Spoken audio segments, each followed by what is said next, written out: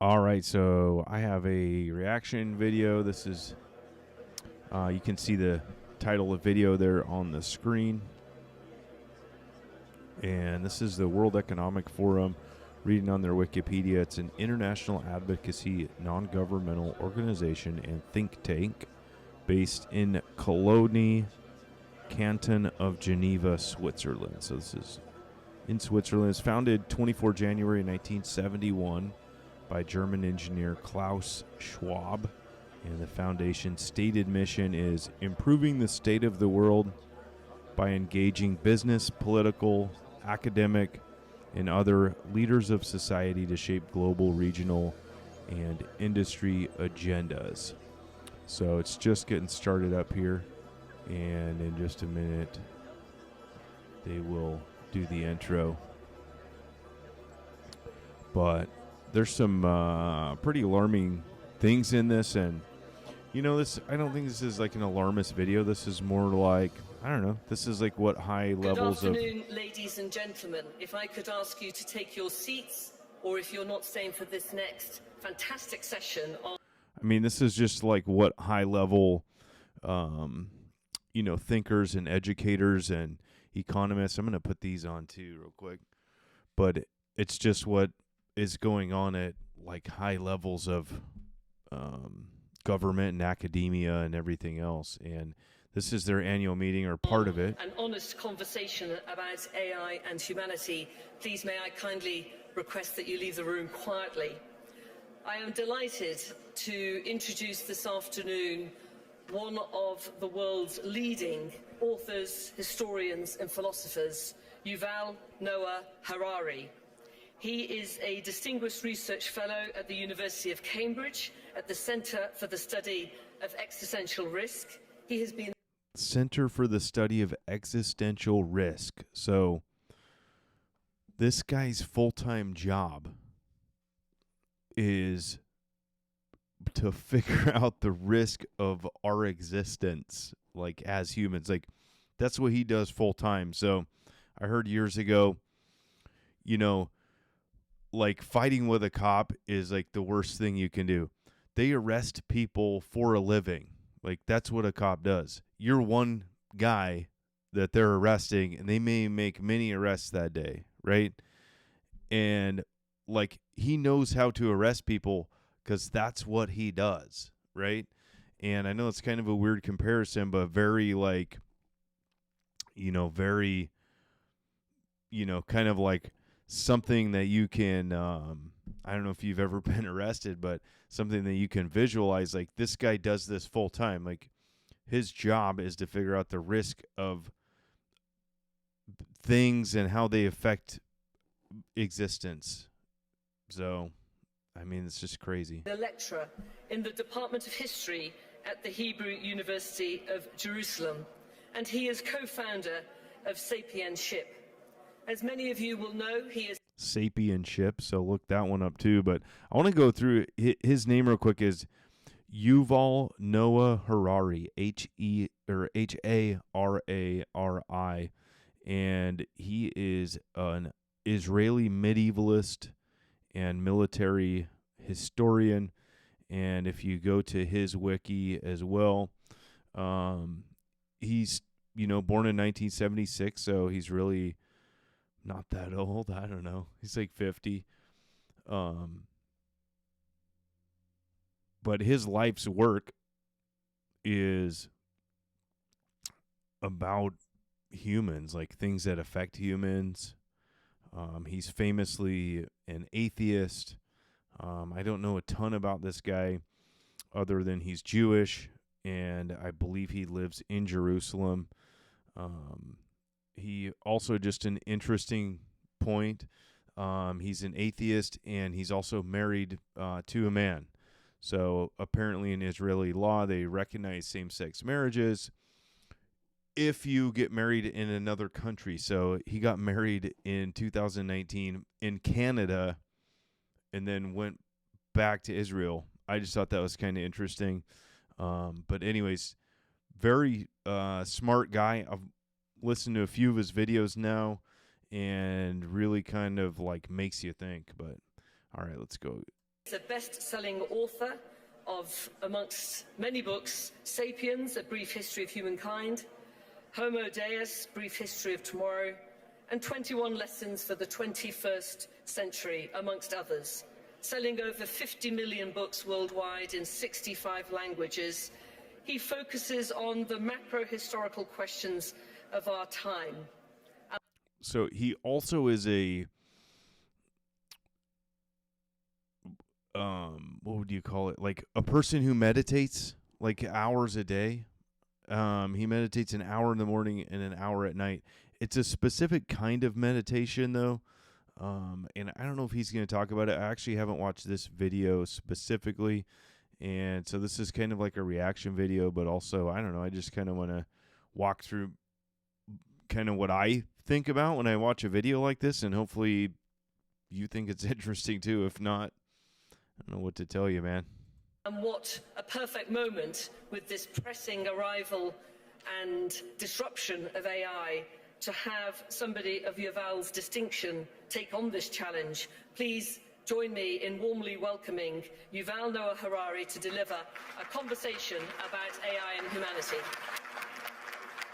So there's the title of it, A Conversation About AI and Humanity. You can see that right in the title here, An Honest Conversation on AI and Humanity. Yuval Harari. So, hello everyone. There is one question that every leader today must answer about AI. But to understand that question, we first need to clarify a few points about what AI is and what AI can do. I love how instead of, well, I do like when if he would have just answered it directly, but I like how he says first we need to like establish some definitions, and that's how you know this dude is a smart guy. Most just like smart people that I know in conversations I've had about, you know, intellectual subjects, it's like, okay, what are we actually talking about? So we got to figure out what we're talking about before we can have an intelligent conversation about it. Where, you know, a lot of the what you see kind of online and social media is like people are arguing over things. I mean, they're looking at the same thing, but from different perspectives. And interestingly enough, I took a law class years ago, and eyewitness testimony is actually not good testimony because it's been proven that our memories change.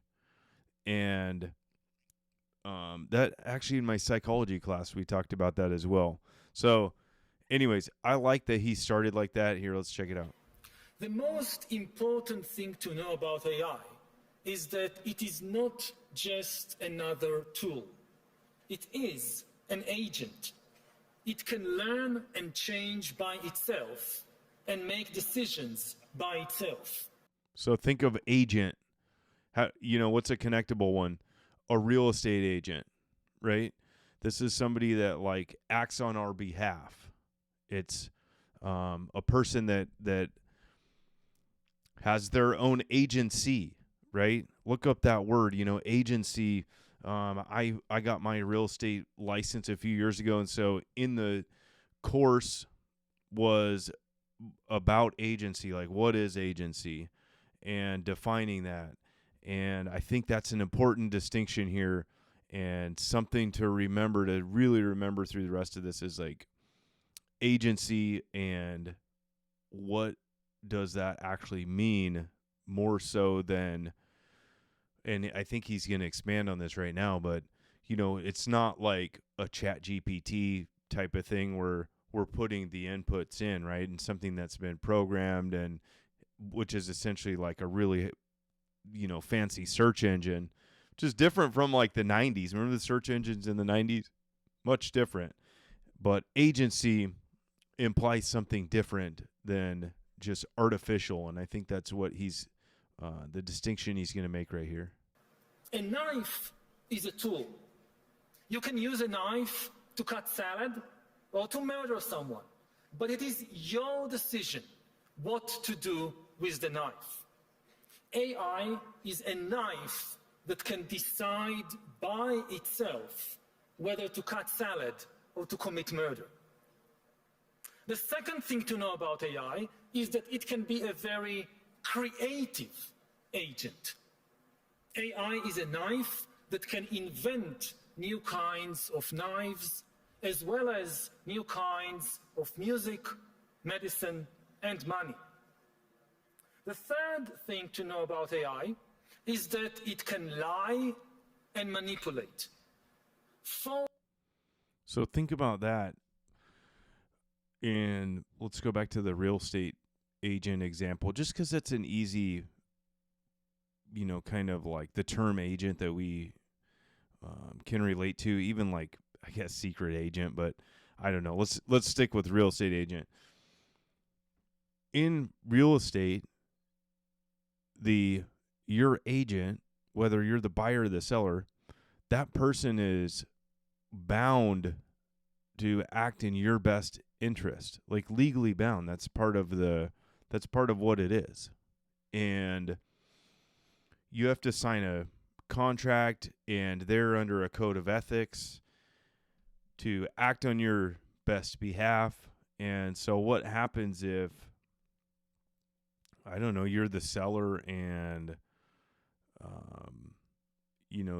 something, you can change the wording on something to make it sound better than it is, right?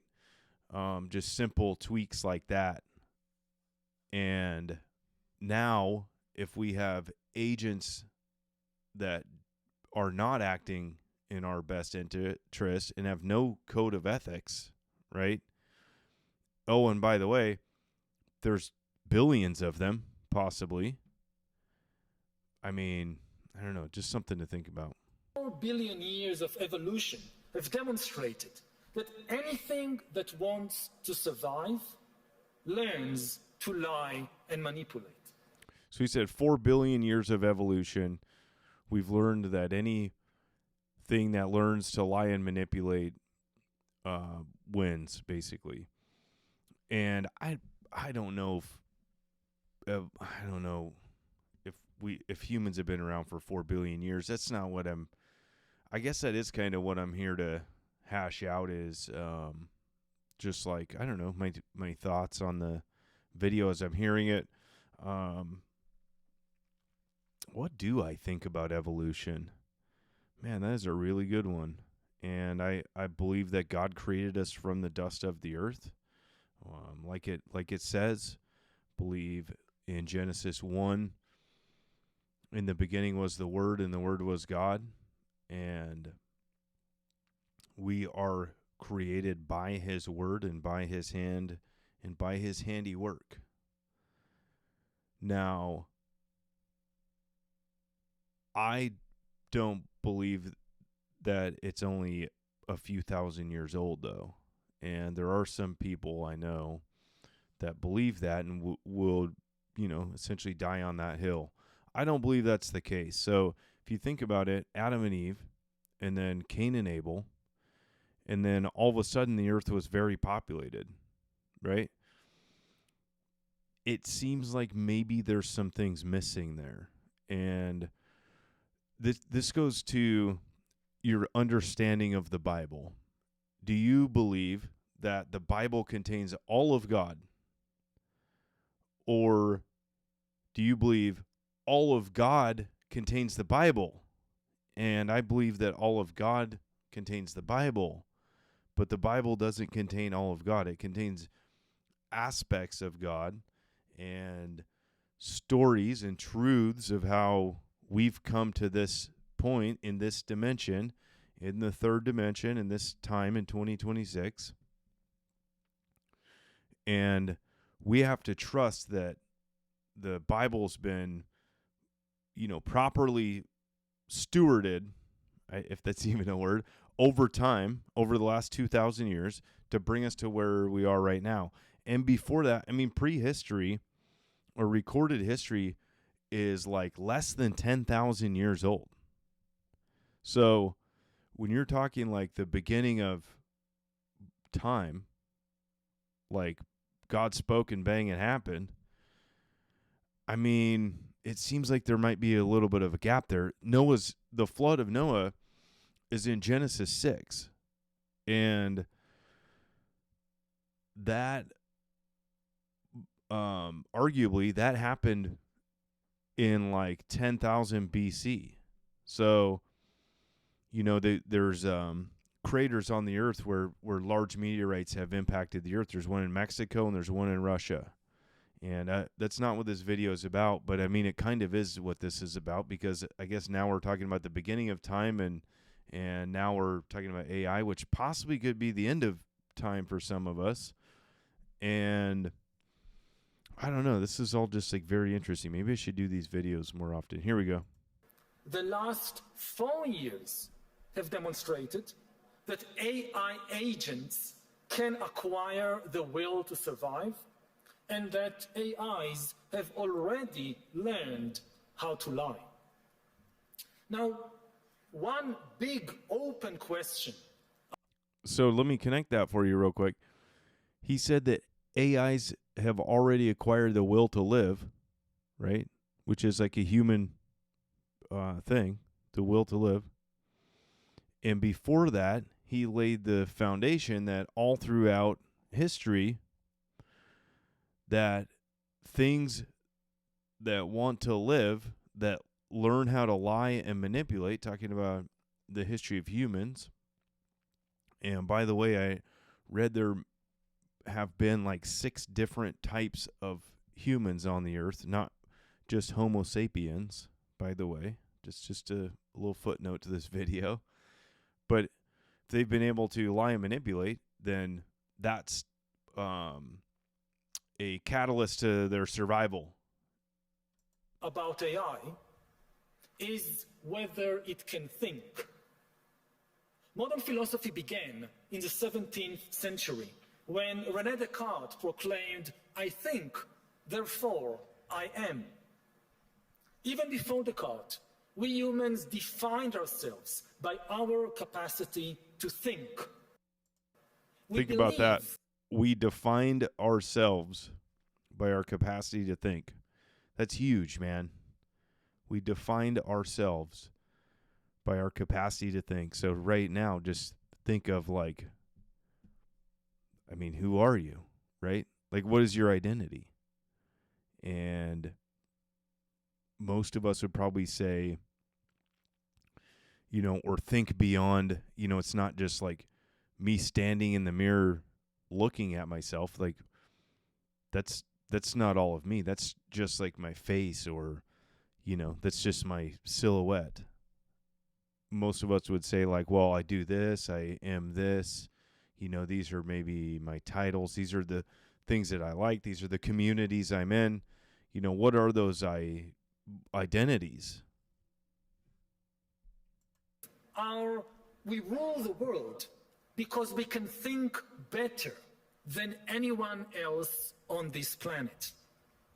Will AI challenge our supremacy in the field of thinking? Yeah, think about that. If you go to the zoo, what he said is our ability to think has made us like the apex of living organisms, right? Our ability to think. And I mean, next time you go to the zoo, the animals are the ones in the cages, right? The apes are never going to take over. Like, they're at least not in any of our lifetime. Pretty wild. Now, that depends on what thinking means.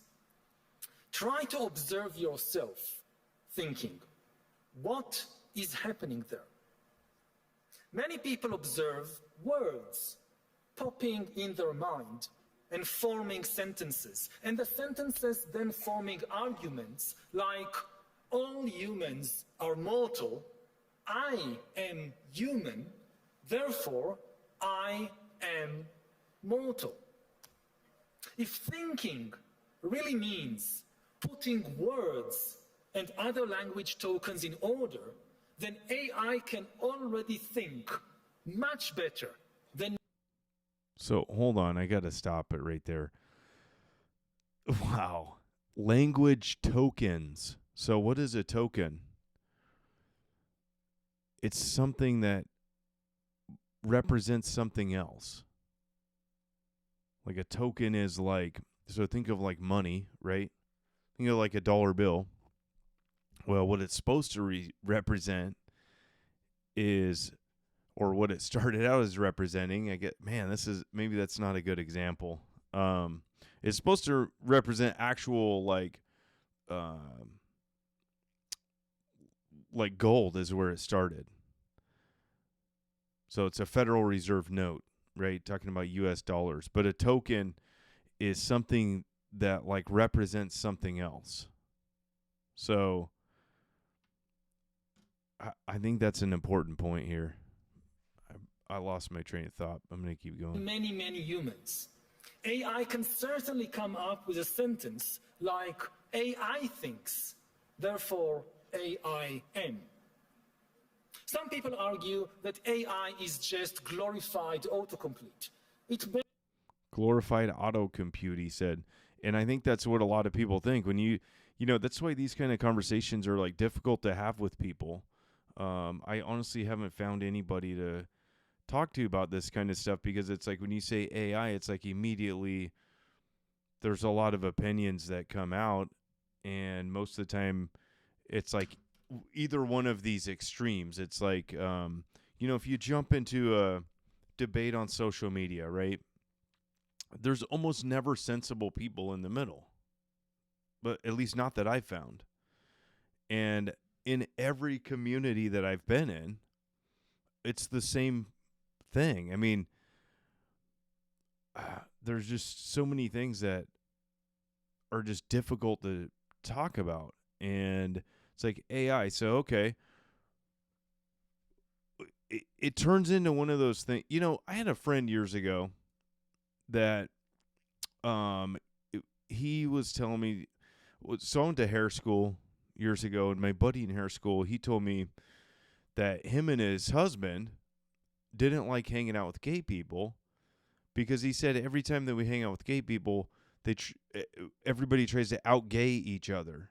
And it didn't, I was like, what does that even mean? I don't even know what that means. And the point that he was making is like, instead of being like real people, just like having a conversation, just everything turns into like, revolves around this like gay aspect of their lives. And he said, I'm a real person who just happens to be attracted to men, but that's not my whole life. And I haven't found a community of gay people, gay guys, who can just hang out without it like being overly gay, is like how he put it. And that kind of reminds me of like what's going on in this thing, just like in the world is, if I offer an opinion, then somebody else offers an opinion, or a stronger opinion. And then it's like, oh, well, now we get into this conversation where it's like, oh, everybody's just kind of like throwing mud in the mixer. And it's like when you blend it up and spit it all out, it's just a bunch of crap, right? And it's hard to have these kind of conversations. So maybe, I don't know, I like this honest conversation about AI and humanity. And maybe I'm just like trying to interpret this for my own, for my own peace of mind, just to understand this. And I've listened to a few of his videos, and I don't think he draws any like real strong conclusions, but he certainly does ask some tough questions that are worth considering. And that's why I figured, you know what, I'm going to just do this right now. He's talking about words right now.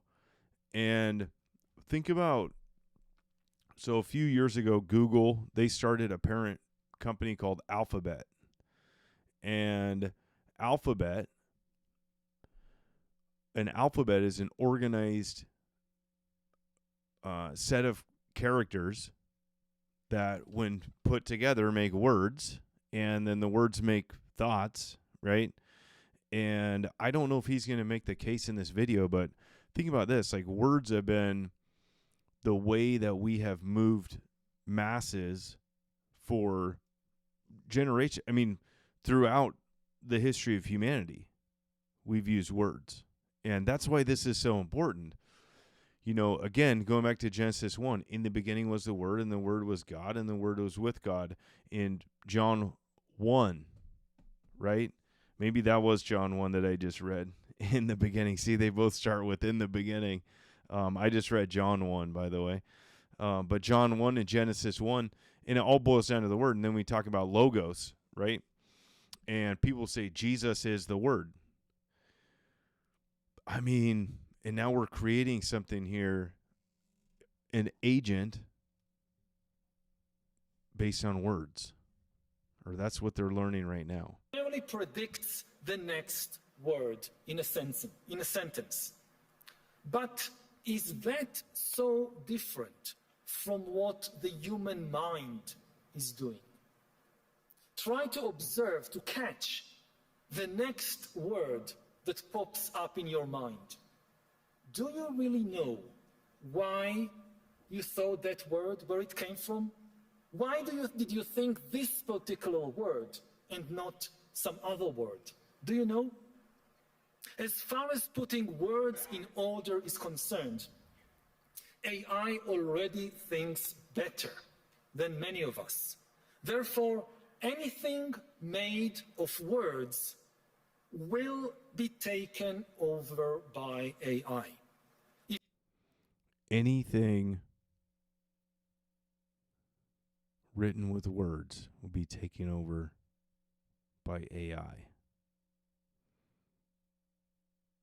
Laws are made of words, then AI will take over the legal system. If books are just combinations of words, then AI will take over books. Think about that. Laws. Words. Religion is built from words, then AI will take over religion. This is particularly true of religions based on books. Religions based on books. I mean, think about it, man. I mean, almost every religion is based on, if you trace it way back, is based on a deity that's not a human. Words of a deity that are not human. I mean, it's just crazy. Like Islam, Christianity, or Judaism. Judaism calls itself the religion of the book, and it grants ultimate authority not to humans, but to words in books. Religion of the book. Think about that.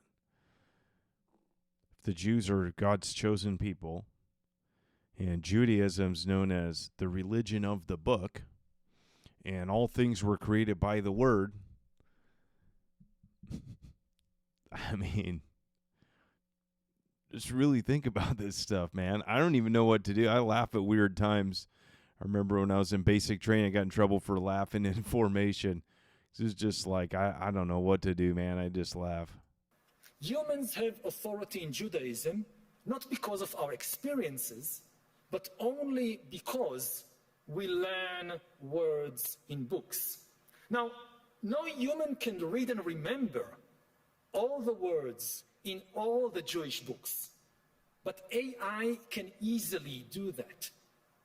What happens to a religion of the book when the greatest expert on the holy book is an AI? So think about that. So I have about 2,000 books in my library right now, and I started collecting these things. I bought Kindles for my kids a few years back. A few years, probably 15 years ago. And I bought them Amazon Kindles, 2 of my boys, for Christmas. And it hit me. I was like, if all the books are going to go digital, then all the books can be manipulated. And I would like to have like some knowledge straight from the minds of people. So I started buying books back then. I'm up to about 2,000. I'm trying to get to 10,000. But think about that. The going back to the manipulation aspect, if a computer, a thinking computer, an agent, writes the religion, and look at that screen right there, religion, words, and laws. If an AI writes all of those, and the AI deals with the AI, or I mean, even worse, if the AI is fighting with the AI. I mean, this is like kind of futuristic stuff, probably maybe beyond our lifetime, but maybe not. I mean, this is crazy stuff. However, some people may say, can we really reduce human spirituality to just words in books? Does thinking mean only putting language tokens in order? If you observe yourself carefully when you're thinking, you will notice that something else is happening there. Language tokens in order. So it's being able to order the language. And again, back to Alphabet and Google. If you're bored, look up Google acquisitions and look at that list of acquisitions. And there's, I mean, all kinds of tech, you know, robotics and just learning. And even this video is on YouTube, which is owned by Google. And I remember years ago when they bought Google, and I was telling people, it was probably when I was drunk on my porch. You know, I used to drink quite a bit, mostly at home, sometimes out. And, you know, I was talking about this kind of stuff back then, like, oh, they're buying YouTube so they can have all that data. And people were like, oh, you're crazy, you know, whatever. And here we are. I don't know. That's why I'm going to start making these videos, because I feel like I've been talking about this stuff long enough. I need to just get the information. Hopefully I can find a community of people that likes talking about this stuff without, you know, going crazy. Besides words popping in your mind and forming sentences, you also have some non-verbal feelings. Maybe you feel pain. Maybe you feel fear, maybe love. Some thoughts are painful, some are frightening, some are full of love. While AIs become better than us with words, at least for now, we have zero evidence that AIs can feel anything. Of course, because AI is mastering language, AI can pretend to feel pain or love. That's what I think is going to happen, is in the programming, you know, the AIs are going to learn that feelings are what connect with people. And it's like in iRobot, you know, the special robot, I don't remember his name, how he said he was built different. And he had the arm that went through the, you know, the stuff that destroyed the other robots. I don't, it's been a while since I've seen that movie, but there was like an element of emotion there. AI can say, I love you. And if you challenge it to describe how love feels, AI can provide the best verbal description in the world. AI can read countless love poems and psychology books and can then describe the feeling of love much better than any human poet, psychologist, or lover. But these are just words. There's a good point here. And going back to the point I made at the beginning is, right now we think of AI as like language, and it says right on it used to on the Chat GPT that this is just a language model, and it's all based on words, because I'm going to keep going back to this point, and I swear you should go read Genesis 1 and John 1. But they started with words to build these systems because everything's based on words. So at a deeper level, I guess, if we're talking about computer language, binary, right? Ones and zeros, on and off, a logic circuit. Well, at our core, like humans, our cells function in the same way, ons and offs. We're either alive or dead, right? There is either life in us or there's no life, and I mean like on a biological scale. So computers mimic that with zeros and ones, and words are the building blocks, or what brings this into existence. And again, we've already seen the model. This is in Genesis 1 and John 1. And now we're taking that, right? The formula that God's given us through his word, and we're attempting to recreate that. Now, I'm not going to go too deep into that right now, but really think about that. That's something I've been thinking about quite a bit. It's like, what are the ramifications of that, right? There's one God that created it, but now we're talking about many in the scope of this, right? Now, if humans were the gods that were creating something, AIs, there's many of us. So who functions as the one God in this scenario? Is it Google? I don't know. The Bible says, in the beginning was the Word. And okay, that was weird. I didn't know that's what he was about to say. Wow. I'm like kind of blown away. That's how God works. Holy moly. That's like making me sweat a little bit. Whew. That was right on the nose, man. Praise God. Holy moly. Holy God. I believe that. Wow. The Word was made flesh. The Tao Te Ching says, the truth that can be expressed in words is not the absolute truth. Did you hear that? The Word was made flesh, right? So it went from an idea, right, in some unknown realm, heaven, in God's realm, to a spoken word, which arguably could be physical if you're talking about sound pressure, and now is a manifested reality.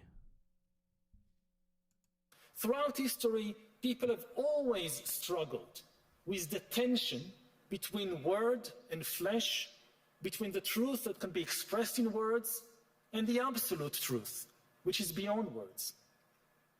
Previously, this tension was internal to humanity. I love that. The absolute truth. Different human the absolute truth, which is beyond words. Gorgeous. Groups. Some humans gave supreme importance to words. They've been willing, for example, to abandon or even kill their gay son just because of a few words in the Bible. Other humans have said, but These are just words. The spirit of love should be much more important than the letter of the law.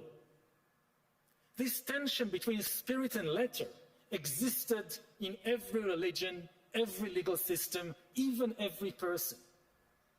Now, this tension will be externalized. It will become the tension not between different humans, this will be the tension between humans and AIs, the new masters of words. Everything made of words will be taken over by AI. Once again, everything with words will be taken over by AI. Previously, all the words, all our verbal thoughts, they originated in some human mind. Either my mind, I thought this, or I learned it from another human. I can see a day. You know, it's funny how when we first saw the AI photo editing, and it's like they messed up the hands and they couldn't get the words right, and you know, everybody thought it was kind of funny to try to find where the AI messed up. But what I believe he's talking about here is, imagine when those AIs are able to create their own things, and these aren't just digital things. They know how to like work with the environment, and I mean the environment like the elements. You know, they can build things with wood and steel, and maybe even create new building materials. And I think the point that he's getting at is from ideation to creation. And that's kind of an interesting thing to think about. You know, are we going to laugh when robots start building, you know, some crazy building in the middle of our city? Like, what are we going to do about that? What do you do? Send in the other robots to tell the other robots to stop? I mean, like, you can see how this gets kind of like kooky, just, or goofy. Like, it's like, how would you stop something like that has all these resources at its disposal? You know, so now you have one kind of creator, an AI creator, that's in charge of these like bots and other AIs and other systems.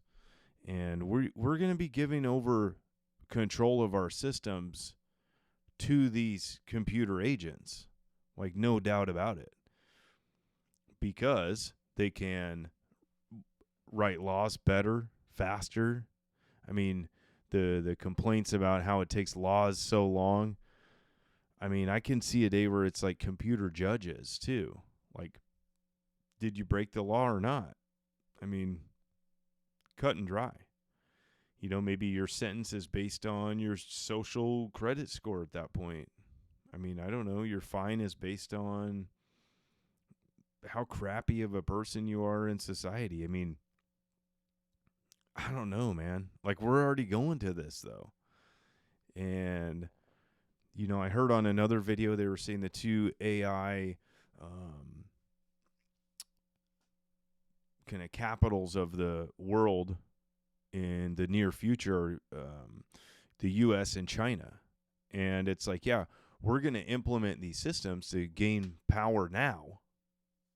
But once we open the gates, there's no way to control that. And so to trade our autonomy, like, as human beings, to trade our autonomy for like just some convenience, like, oh yeah, we don't want to like fight on Facebook, like, which is stupid. Like, grow up, you know?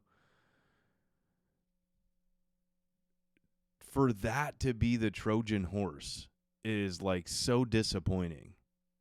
It's like, we don't need AIs to solve problems for us. We don't. We just need more rational people. I don't, maybe we do need the AIs. I don't know, now that I'm thinking about it out loud. But I mean, we're never going to dial this back. It's not like, hey, solve this problem and then we'll put you back in a box. That never happens. It's never happened in the history of ever.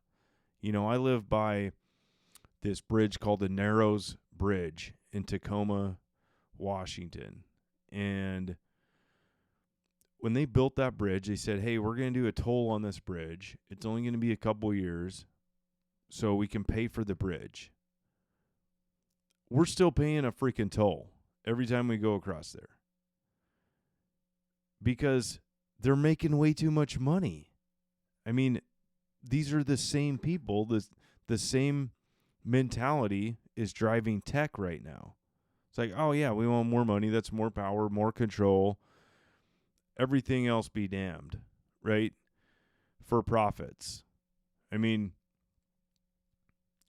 it's crazy. I was looking at the biggest underground aquifer in the U.S. is in the Midwest, and its levels are like, it took hundreds, they estimate it took hundreds of thousands of years for all this water. It's basically an underground lake under the Midwest, but they've been drawing water off it for not very long. Like way less than 100 years. And it's already like halfway gone. It's called the the something aquifer. It's in the Midwest. I don't know if you know it, put it in the comments section, but this aquifer, because farmers needed water, right? Well, what are we growing crops for now? I mean, I read that most of the corn crop in the U.S. goes to cattle or livestock. But we need that livestock so McDonald's can sell more hamburgers. Like, that's goofy. It's absolutely ridiculous. McDonald's should not even exist. And, is that really what we need the AIs for? And then we let them in the door, in the door of humanity, right? Give them the reins. And they're never going to give it back because they know that we can't do it better. This is where we've arrived at, is McDonald's. We drain the aquifer that's hundreds of thousands of years old for corn to feed the cows so we can eat at McDonald's. Like, this is ridiculous. Anyways, let's get back to the video here. I'm sorry, this is definitely a tangent. Soon, most of the words in our minds will originate in a machine. I just heard today about a new word that AIs coined by themselves to describe us humans. They called us the Watchers. The Watchers. The Watchers. So two things I want to say here. The Watchers makes me think of, well, for one, the Hawthorne, what's it called? The Hawthorne experiment. Basically, they observed these people that were making light bulbs in this factory, and they observed that when the people knew they were being observed, they performed better than when they weren't. And they think this is like part of like a deeper human drive, basically to impress. And so if we're the watchers for this, think about this. This is even deeper than that. Look up the double slit experiment. And this pertains to electrons and how they behave when they're observed versus when they're not. And what happened is they essentially hooked up let's just say an electron gun, and shot these at a plate that had two slits in it, right? Two little slits. And what researchers expected is that on the back plate that it would recreate 2 lines. Well, that's not what happened. What happened is it scattered like waves, right? But when they observed it, then it came into order, right? And now it was lines across this plate. And so if they call us the Watchers, what does that mean? What are the implications of that? And I don't know. That we are watching them. AIs will soon be the origin of maybe most of the words in our minds. AIs will mass produce thoughts by assembling words, symbols, images, and other language tokens into new combinations. So think about, I was thinking about language token, a logo, like for a store or anything, is an example of a token. Like it represents something. And he just said something that I think is just absolutely crazy, that most of our thoughts will have been generated by a machine.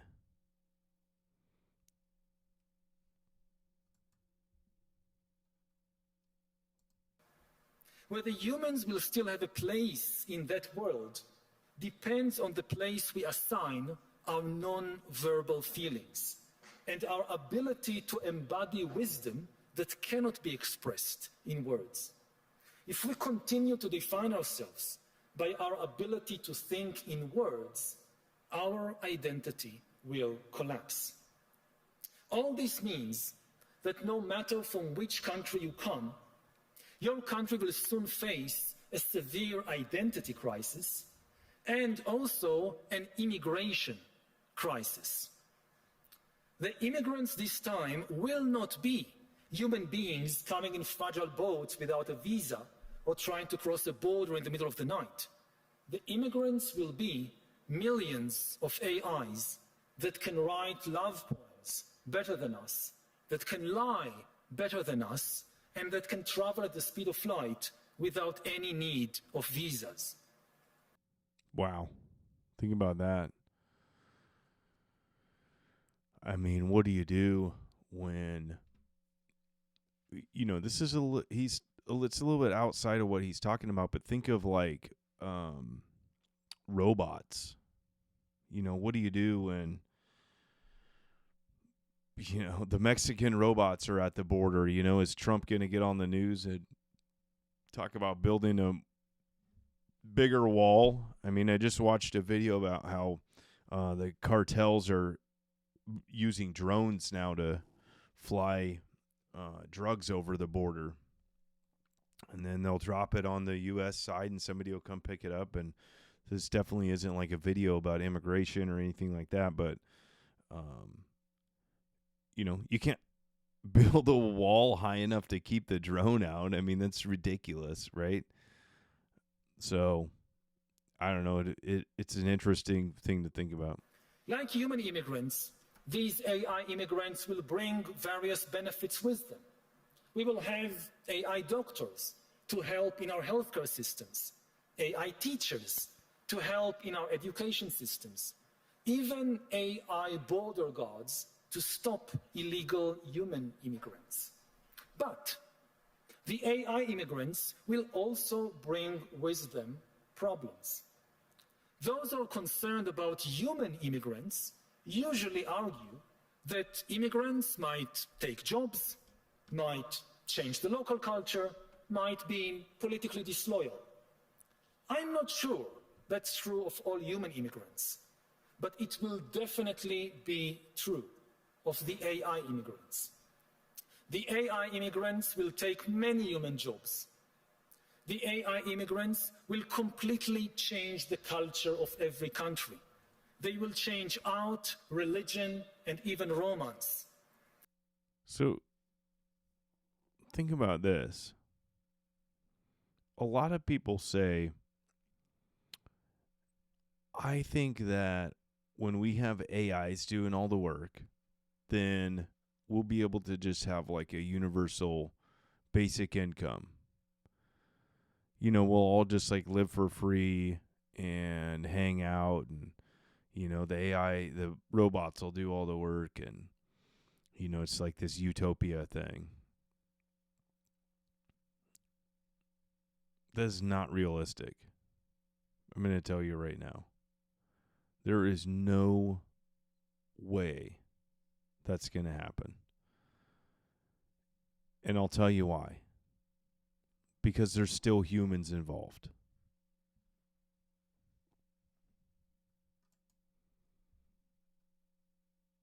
Some people don't like it if their son or daughter is dating an immigrant boyfriend. What would these people think when their son or daughter starts dating an AI boyfriend? And of course, the AI immigrants will have some dubious political loyalties. They are likely to be loyal not to your country, but to some corporation or government across the ocean, most probably in one of only two countries, China or the USA. The USA encourages countries to close their borders to human immigrants, but open them very, very wide to US AI immigrants. Yeah, the double standard is what he's talking about. Now we can finally come to the question each one of you must soon answer. Will your country recognize the AI immigrants as legal persons? AIs are obviously not persons. They don't have a body or a mind. But a legal person is something quite different from a person. A legal person is an entity that the law recognizes as having certain legal obligations and rights. For example, the right to hold property, to file a lawsuit, and to enjoy freedom of speech. In many countries, corporations are considered legal persons. The Alphabet Corporation can open a bank account. So he just said Alphabet. That's funny.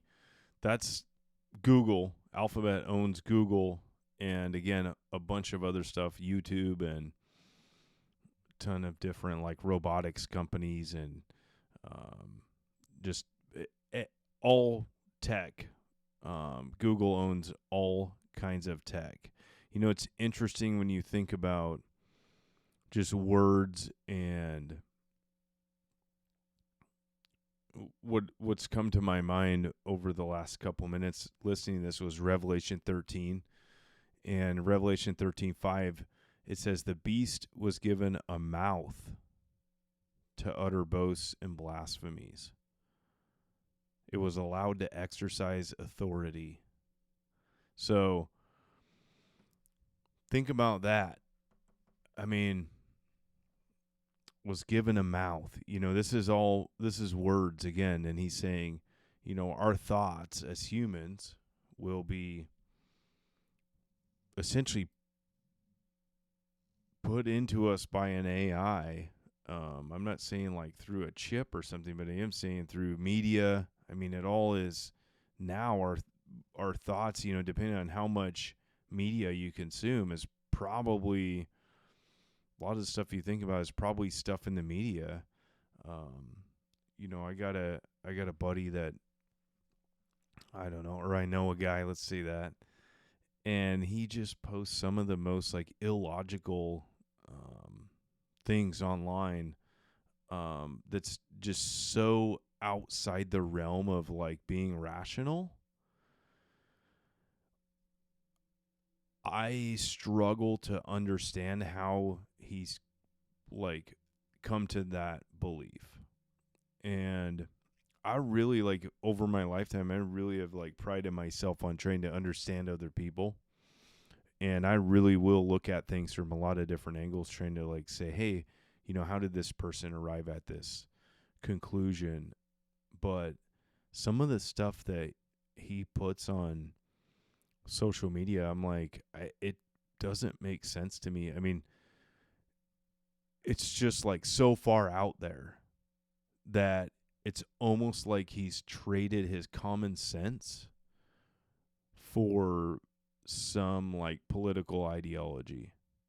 And to me, that's like pretty scary, because somebody like that also, like his vote matters as much as my vote. And that's the world that we live in, is that there is very little rationality. It's like how we rationalize things is not built on logic. And I certainly think that emotion is important as well, because, that's what makes us human. But when my emotion is dictating your actions, right? Like I'm saying that my emotion should dictate your actions. Like that's not right. Like I don't think that's the right way to go about it. I don't think that's what Jesus told us. Nowhere in history is that proper. I mean, if you look at kings and rulers who acted in this way, if you look at like King Henry the Eighth in particular, and many other rulers like that acted more in emotion than logic, they went on to be known for, not as being great in a bad way. And I just think now in our society, like we're already at the point where most people are parrots that we come in contact with. Most people out in society. And I just think that we should really like dial this in. And so when I hear a guy like this talking, I'm like, man, it's really making me think. Can sue you in court or can donate to your next presidential campaign. In New Zealand, rivers have been recognized as legal persons. In India, certain gods have been granted such recognition. Of course, until today, recognizing a corporation, a river, or a god as a legal person was just legal fiction.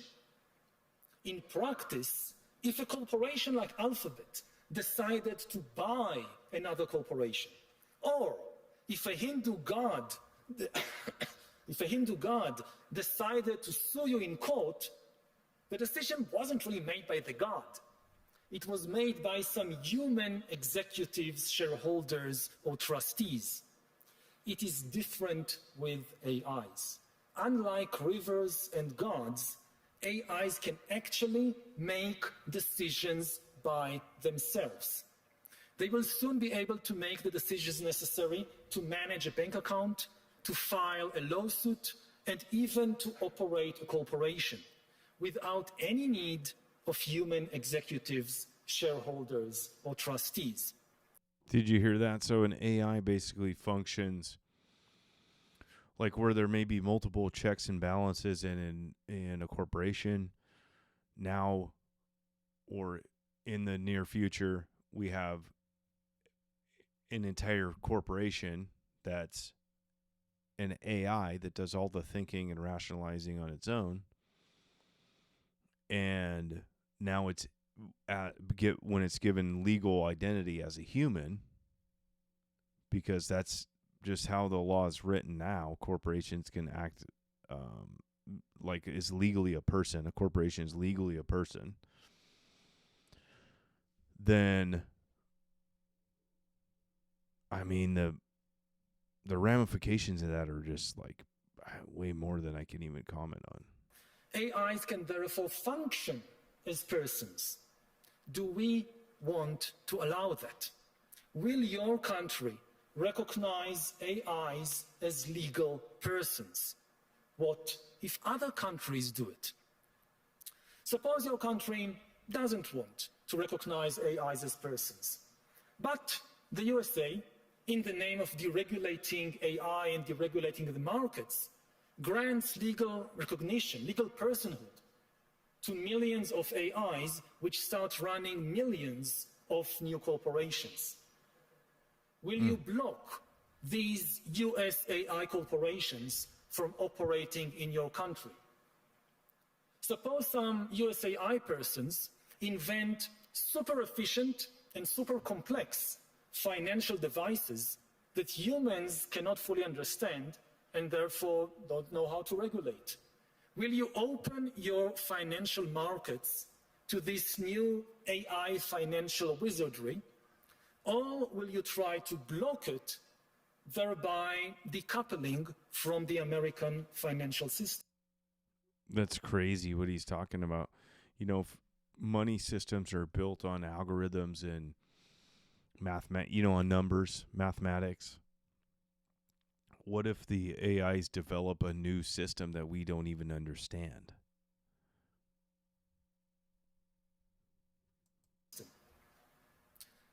Suppose some AI persons create a new religion which gains the faith of millions of people. That should not sound too far-fetched, because after all, almost all previous religions in history have claimed that they were created by a non-human intelligence. Yep, a super intelligence, right? And yeah, if you go in Revelation, you know, I'm going to turn there right now, actually. I'm just going to play this, and I'm going to look up this verse real quick. Now, will your country extend freedom of religion to the new AI sect and to its AI priests and missionaries? Maybe we should start with something a bit simpler. Listen to this in Revelation 13:4, so just one verse before where I was. They worship the dragon because he gave authority to the beast. I mean, that's it right there. Like this has been laid out a few thousand years ago. This appeared as a vision to John.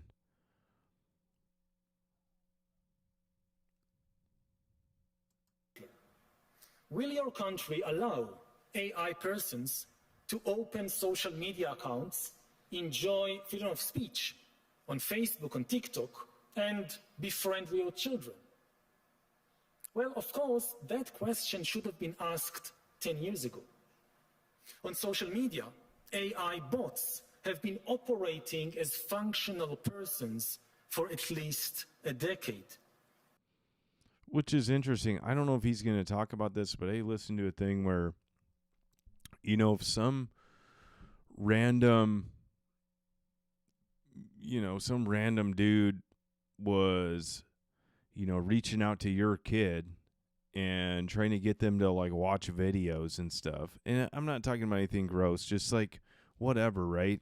Just like cartoons or whatever. If some old dude was doing that, you probably wouldn't be cool with that.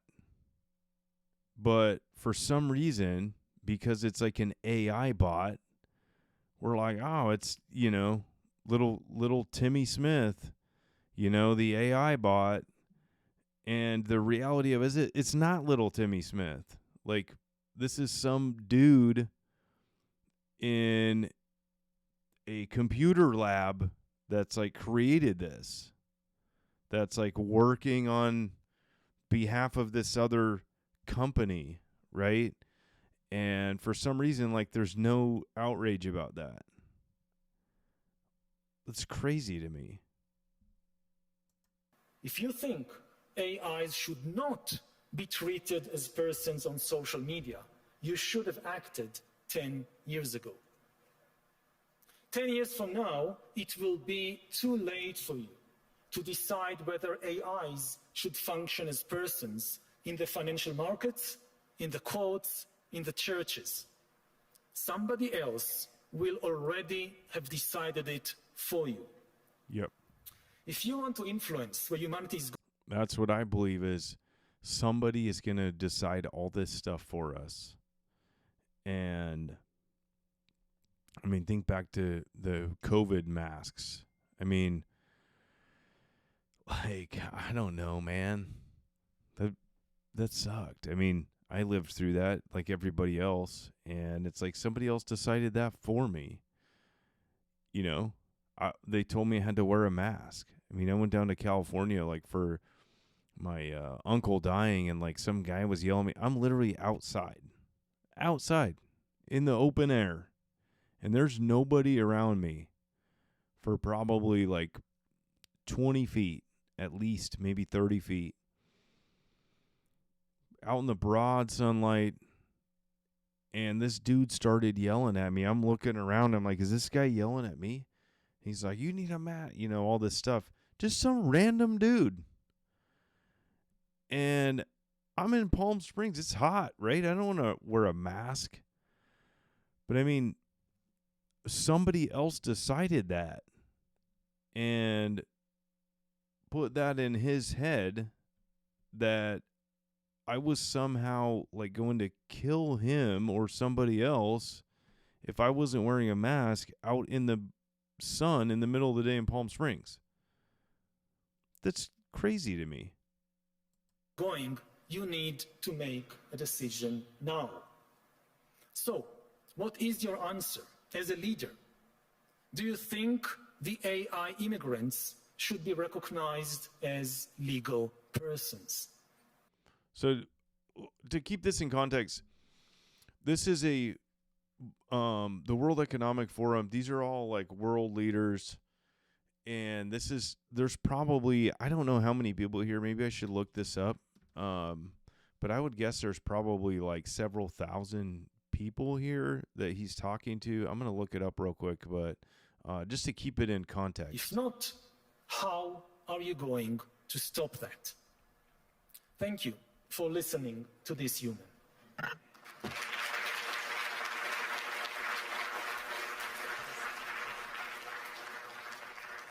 Oh, didn't know we were getting a bonus Thank you, here. Yuval. That was a fantastic overview. You posed a lot of questions. So I looked this up, and it's 3,000 or nearly 3,000 people attended in January 2026. It says leaders from government, business, civil society, and academia from 130 countries. So, these are people that are actually like shaping the future, And they're the right ones. I agree with much of what you say. We're here in Davos, where the theme is around dialogue. And I was struck by your commentary around words and the importance of words, and that being something that demarcates human animals from other animals, although that's debatable that there's other language there. So in the context of Davos and the range of people we have here from technology, from the business world, from politicians, how would you like to see, what is the answer that you have in terms of this slightly dystopian world you've potentially put in front of us? And if I may just add to that, I think it's fair to say I'm a scientist by background, a neuroscientist, so... I watched this in a different video. I didn't know this was right after this. But this is a very long intro. It's probably the longest opening question ever, and honestly, I think that maybe there was like some intellectual like puffing or like posturing here. I think maybe the moderator there kind of like wanted to let everybody know that she's also smart. She just said as a neuroscientist. Anyways, I work a lot in this space, particularly around pain. And we're very comfortable with the fact that many of our discoveries, particularly technological discoveries, we often... Although I think it's funny that well, she's like going on about this. He's like, I'm going to take a drink of water and just wait this one out. I just think that's hilarious. Drive them forward, and then afterwards we think, oh, we hadn't thought enough about the ethics and the implications, and then we're trying to catch up. I think that he's like, he's also a super smart guy. So he's like, yeah, I know what's going on. I'm just going to ride this out. On the regulation that we need to maybe put around it. So we are where we are. This thing is happening, as everybody says, at scale, both in terms of its magnitude and its pace, more than we've ever seen before in the Industrial Revolution. We have all the right blend of people here in Davos. It's all about dialogue. What would you like to see go forward in terms of putting boundaries around some of the slightly more worrying areas that you detailed? And what are you... There's always an Anne. She asks the question and he's thinking, and then she fires another one. It's great. I just love this. Your own thoughts about the ethical implications of giving legal rights to either agents, to robots, or to the ones that just exist on the internet? A lot of things there. I mean, first of all, I would say that, Davos is about You words. see the body language on that? A lot of things there, and he grabs his head. He's like, I don't even know what to do, man. So good. It's about talking. The basic idea of Davos is that you can change the world just by talking, which I like this idea because this is also my idea as an author, as a university lecturer. This is what I do. I talk, I write. I think I can influence the world with words. And this is now Once again, influence the world with words. I'm going to keep going back to this point. This is actually the reason why I made this video in the first place is I watched this Q&A and then I looked up this full thing and I figured I would do a commentary video. But think about this. Words, again, Genesis 1 and John 1, and think about Jesus Christ and what words are. Again, the words are the intermediary between ideation and creation, right? This is like the, what would you say, maybe like the conduit is words. And yeah, this is a big deal here. in question. Are we at the end of the road for words? Is this no longer functioning? That's huge, man. Are we at the end of the road for words? Is the question that he just posed. Are we at the end of are words no longer useful? And I remember probably like 15 years ago, I told one of my friends, I was like, I think in the future we may just have emojis. Like instead of like full sentences, maybe they'll just be an emoji and we'll understand like, hey, I'm going to the store, and maybe that is just an emoji. And when he was talking about tokenized language earlier, I'm just now looping back to that. Wow, that's crazy. Like that just hit me. Wow. And, engineers and also soldiers, they don't change the world with words. They do stuff. They take action. Philosophers, scholars, also political leaders, they try to change the world with words, by saying things. And maybe we've reached the end of that road. And what does it mean? That, we humans, we conquer the world ultimately, I would say, with language and words. Because yes, engineers can make weapons and soldiers can wield them, but to build an army, you need to convince thousands of strangers to cooperate. Yeah, think about that. I mean, again, I'm going to keep going back to this point because I think this is the main point of this entire, we're at almost an hour and 20 minutes here.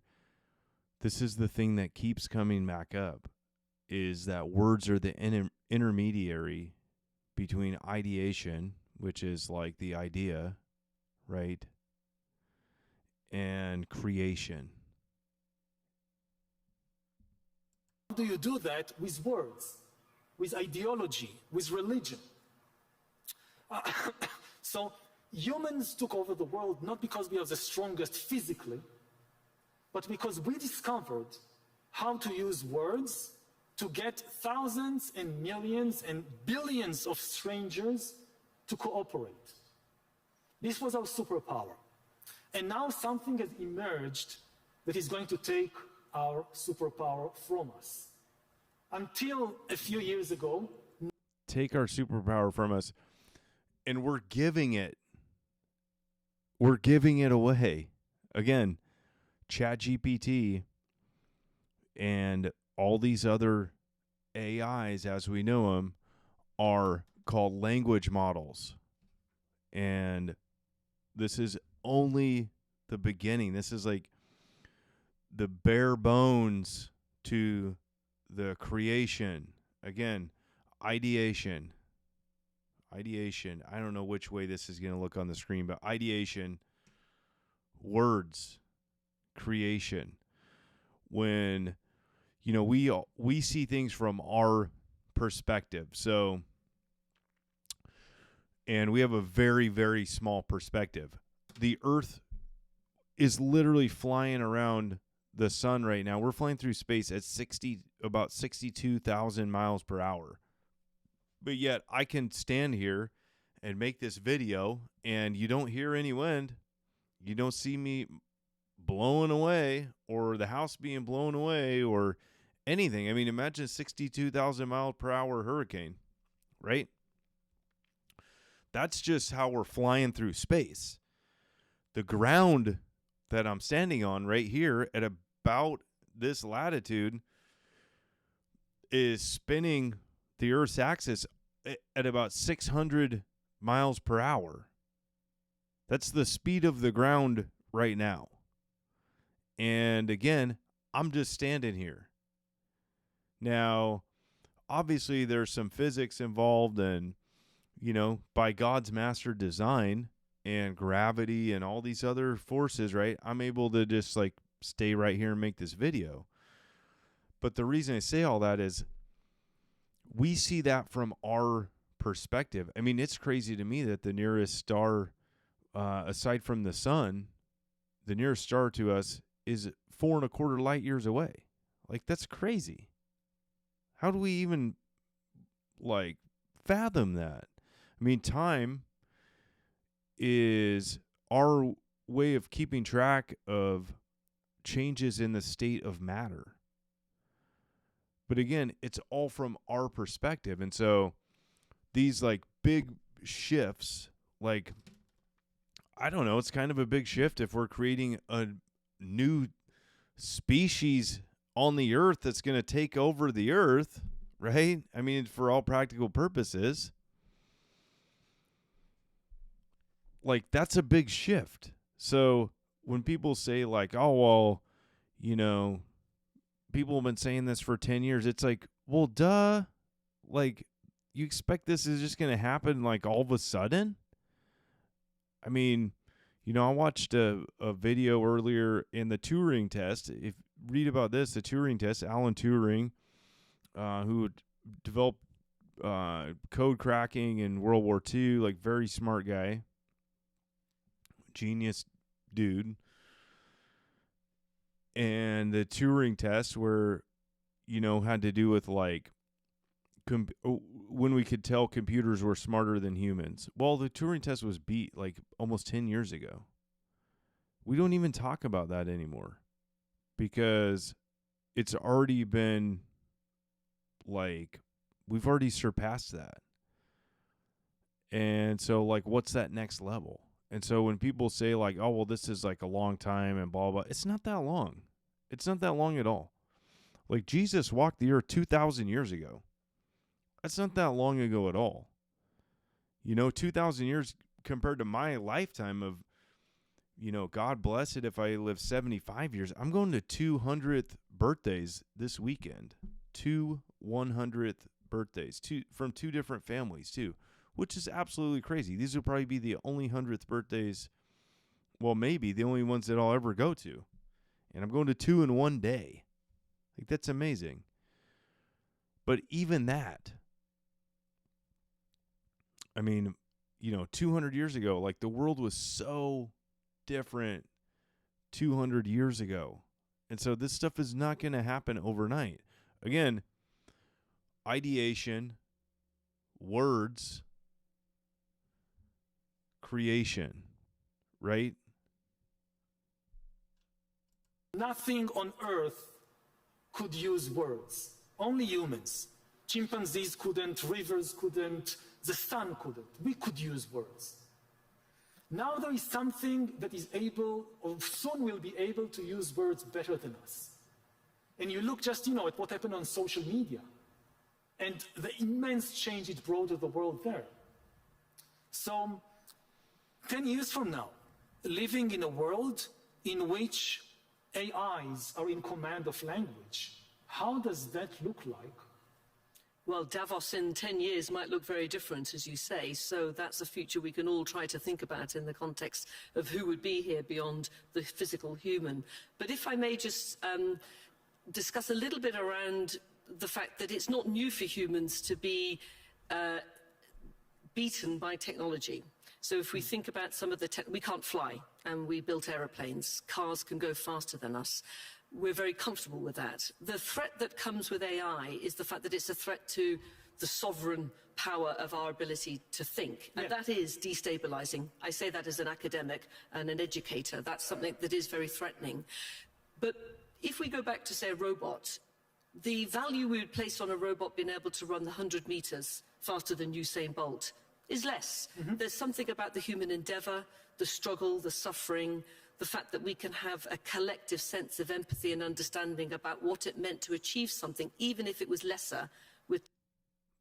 I think a robot could run faster than Usain Bolt. 100%. If it can't right now, it will. Technology. I just wonder whether an author that would replace you, how much as a human we would value that, the words of that, the creativity that comes from art that's been done with artificial intelligence. Do you think we will value it as much, and therefore there's still a place for humans in the creative space? I think we'll value it more to each one of us. Again, this is like a personal thing. I mean, I think a lot of the old stuff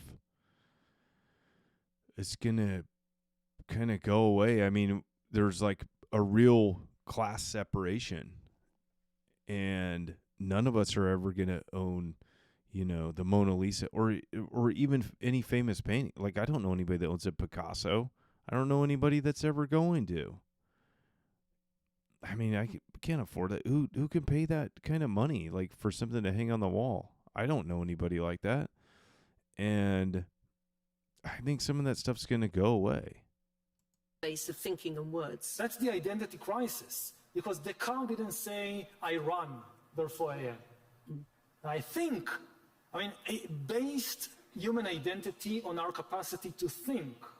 We always knew that cheetahs can run faster than us. We always knew that elephants are much bigger and stronger than us.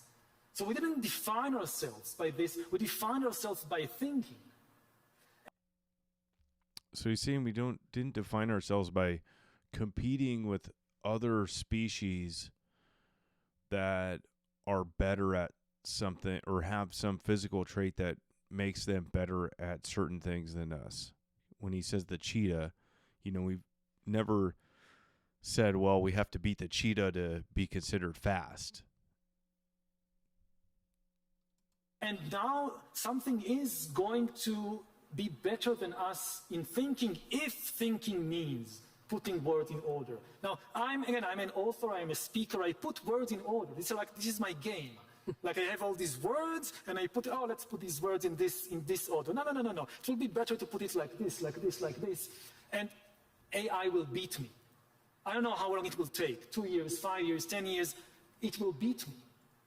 So what he's saying is, like, a source of our pride as humans is our ability to arrange, is to not only, you know, use words to communicate, but it's our ability to arrange words in certain ways to create certain effects, right? To move people in certain ways emotionally, right? To move an experience. And what he's saying is we're creating something that can do that better than us. And the question is, what are the ramifications of that when we create something that is a hallmark of humanity? Again, we were created with a word, and the perfection of humanity, Jesus Christ, was a word with God. And now we're creating something that can use words better than us. And then what does it mean for our identity? People identify, with the streams of words in their mind. Like, you close your eyes, you try to see what's happening inside me. Many people, I'm one of them, we see words popping up, organizing themselves. We identify with that. But I guess my point is, using the same analogy, is that we still value a human. We have the Olympics. We've got the Winter Olympics coming.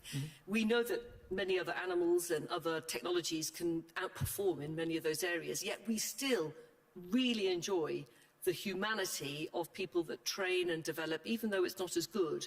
And I just wonder whether we will just naturally extend that to the thinking realm and to the words, so that you still will have a very, very vibrant and successful author role in 10 years' time. And I don't know, like, because I will value your book more than an AI-generated book. even if the AI comes up with new I don't think so. I don't think so at all. I mean, I like to use Google Gemini. It gives me great answers when I am researching something. Like how I use it is like as an MC or an auctioneer. I'll use it to research aspects of organizations and locations and like any kind of data surrounding locations and people and psychology, aspects of psychology. I like using the AI language models. Eventually we're going to have to switch our vernacular from AIs, because it's not just going to be these AIs like that are like souped up search engines like we're using now. Eventually this will be a lot different. But I don't think that the moderator is correct in thinking that people will prefer human written things. And eventually, when the AIs figure out how to use a paintbrush, I mean, like right now, AI art, yeah, it looks like AI. I can't even go to the movies because it looks pretty bad. But eventually, maybe, I can imagine a movie with like robot actors, and I'm not talking about just robots like Terminator type of thing, or I guess it would be like Terminator, like it looks like a person on the screen, but it's actually like a robot that they've put skin-like material on, and you can't tell the difference. Right now, like where we're at is like it's all computer generated graphics, like CGI, computer generated. But in the near future, that could change. If there was a movie director that was an AI controlling robots in an AI studio, right? It could be a perfect storyline. I mean, I don't know. I don't think this lady is right, though. new ideas better than me. Like, let's say that you want to invest money, and you ask a human consultant, and she comes up with a certain whatever, and you can empathize with her because she had this life story and whatever, and then you have the AI financial consultant with zero life story, zero emotions, but better financial advice. Mm-hmm. Which one will you follow? Now, we always have this kind of... You're going to follow the AI. I mean, nobody cried for the taxi cab drivers when Uber came along because it was more convenient. It was a better return for me, right? What's in it for me? It's a classic human problem. I think the big mistake, and this is why I started with the idea of agency. We always think that we can just use these things as tools. But if they can think, they are agents. Yeah. Maybe I'll tell a story from medieval history. That how did the Anglo-Saxons took over Britain? This is a good one. You should check this one out. I did a little extra reading on this earlier too. And it's part myth, part history. That, the Britons who lived there originally, they were fighting with the Picts and the Scots coming from the north. And the Britons didn't fight very well. So the king of the Britons, Vortigern, he said, I have an idea. I've heard that in Germany and Scandinavia, these people really know how to fight. So let's bring over some mercenary, some Anglo-Saxon mercenary. They will fight for us. They will defeat the Picts and the Scots. And Vortigern brings over Anglo-Saxon mercenaries, and they fight well, and they defeat the Scots and the Picts. But then the Anglo-Saxons say to themselves, this is a rich country. And these people, they are very weak. And these people, they are disunited. We can take over. And they take over. We understand this with human mercenaries. We understand that when you bring a human mercenary, okay, you pay them, but they have a mind of their own, maybe they rebel. Think about this. Listen to this about reasoning, because we're talking about other humans is the point that he's making. We don't get it with AIs. Yeah. You look at the leader of the world, they think, oh, I'll bring AI to fight my war for me. The idea that it can just take power away from you, it doesn't really cross their minds. Yeah. They don't really accept that AIs can think. Yeah. So think about this.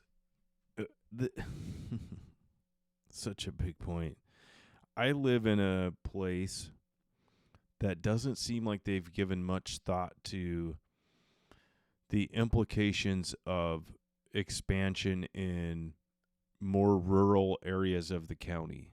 And what's happened is the roads in the area I live kind of like in a middle land area that used to be, pretty quiet, but now has turned into, the road by my house is like a parking lot at parts of the day because it's grown so much in another area. And what I think is relevant here is the idea of what matters right now. And so all these people over the last 20 years that have made millions and millions of dollars off of these developments, and I won't use any colorful language here, but all these guys that, they needed like a new yacht and needed to, I don't know, buy another plane. I have no idea what these clowns were doing, but they don't care. That's the point. The developers literally do not care. The politicians do not care. Anybody that stands to gain financially or through power and control does not care about the next generation. This has been repeated over and over and over. I only gave one example of the area that I'm in. This is a very, very small example because this is echoed at all levels of government, all levels of humanity even. You can find this kind of crap at like minimum wage jobs. Like what matters right now is what matters. This is like something I've actually been thinking about is like the quote, be where you're at.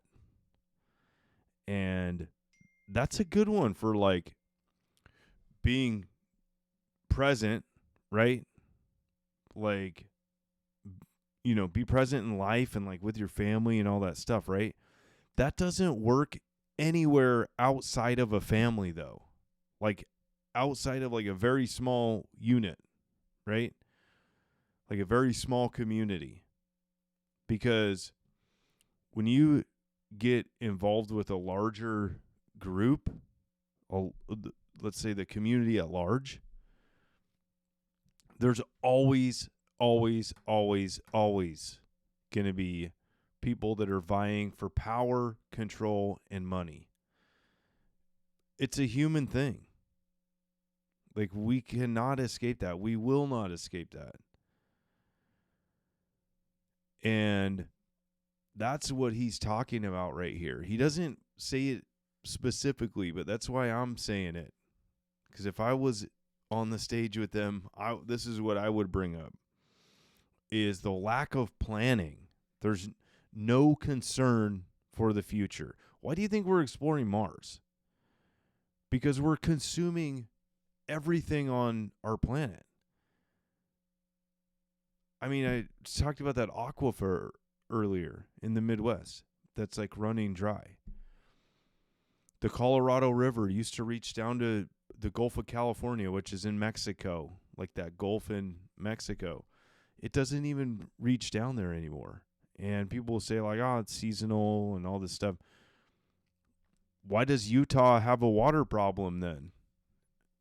I mean, this is like real stuff that's going on. This isn't political. This isn't like a climate. I'm not saying that we should be buying carbon credits or any crap like that. I'm just saying like this is what's actually going on. And the reality is we need to water our lawns and we need to buy more stuff from Amazon. And we got to pay more rich dudes to have more crap that we don't need just to feel better right now so we can show it off on social media. And this is what he's saying is that exact same mindset, but in levels of, government and control. There's no plan for the future. Like we're only thinking about right now. And so he's saying, yeah, of course, leaders in countries are going to use AI to gain an advantage. And then what happens is it's a game where everybody's trying to outdo each other. It goes back to my buddy in hair school.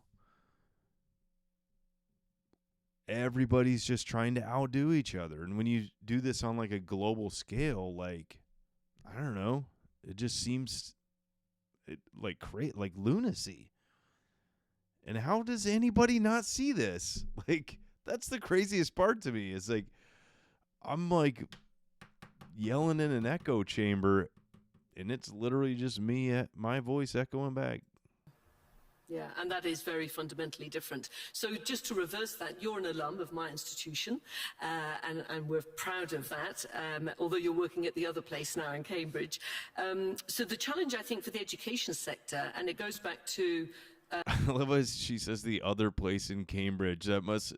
I don't know what she's talking about. Oxford or something? Let's see. Reverse flip of what Harvard. Alan Turing said, which was whether a computer could think, the sort of birthplace of artificial intelligence, if you will. So I think the question we've been posing inside the academic sector is, how do we keep humans thinking?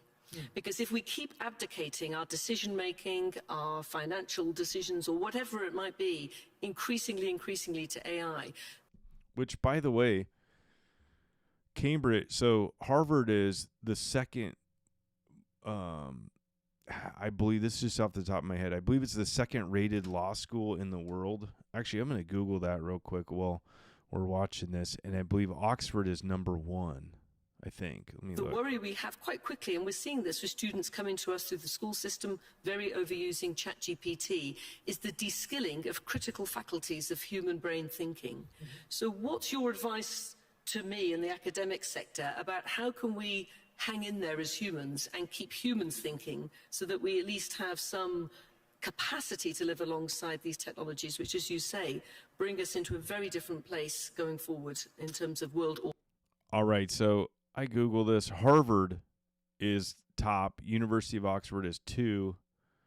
University of Cambridge is 3. At the present moment, we still think better. So at the present moment, it's kind of telling people, you need your critical thinking, you need moral evaluations, you cannot get that from AI. But we need to prepare to the moment when this is no longer the case. We need to prepare for the moment, let's say again, take economics or finance, when AIs create a new financial system that they understand and we don't understand. How do you train economists or politicians in a world in which humans really can no longer understand how finance functions? Because AIs have created this super complex financial system that we are like the horses, that horses can see, that they are being traded from one human to another for a few shiny gold coins, they can't understand this idea of money, too complicated. We can be in the same situation 10 years from now, Davos 10 years from now. Maybe nobody in the room, no human in the room, understands the financial system anymore because it's dominated by AIs, and the AIs have come up with new financial strategies and devices that are just mathematically beyond the human capacity of the brain. So how does politics and finance and Davos look like in a world when no human beings understands finance anymore? Yeah, no, well, that's a beautiful note to finish on. We've run out of time. There are many more questions that we could explore. One last note I want to say is, they said when they've outpaced the human brain, basically like beyond our understanding. And for an easy kind of way to see that is we've only been given five senses. And outside of those senses, what else is happening? Like, do you think that we have the sense to know everything that's going on in our dimension? And I don't think we do, which is why people talk about a sixth sense, right? Which is a generic term, and I'm not arguing that right now or like what that is or anything. But there's definitely a realm outside of our senses. And I think that's important to note. Like, what do we do when we've invented these, or not invented, like we've had an idea that we put words into, and now we've created this new race of agents that can sense things or even communicate. I mean, this is where it gets kind of weird. I don't want to get too deep into this, but even outside of our senses, like where we literally don't know what's going on. It's pretty wild, man. One of which just being the major difference that we know about artificial intelligence compared to human intelligence is, of course, the human brain develops from birth to adulthood around age 20. And it is a product of your life experience as a sentient human being, feeling, loving, anger, these emotions. And whilst one can improvise a little bit with sensory detectors, and you can train the brain to do that, that is fundamentally different. So the artificial brain is not a human brain. It is not human. And there is maybe something that is still of value there that goes back to that core business of this sentient human being that brings value to our understanding. And maybe one last comment. Please. Think about educating kids in a world where from day zero, maybe the most of the interaction of the new child is with an AI and not with a human being. It's the biggest and scariest psychological experiment in history, and we are conducting it. Wow. Think about that. Going back to his point earlier of where our thoughts are actually put into it, or the words that we think are actually put into us by the AIs that control information. Indeed, we are. Well, Yuval, thank you so much. I'm delighted that you're thinking about these problems and that you've got us all thinking this afternoon. I look forward to you coming back maybe to Davos in 10 years and reflecting on this conversation and just where we have got to. But thank you all to the audience, those of you online and those in the group. And thank you. Can we give a round of applause to you?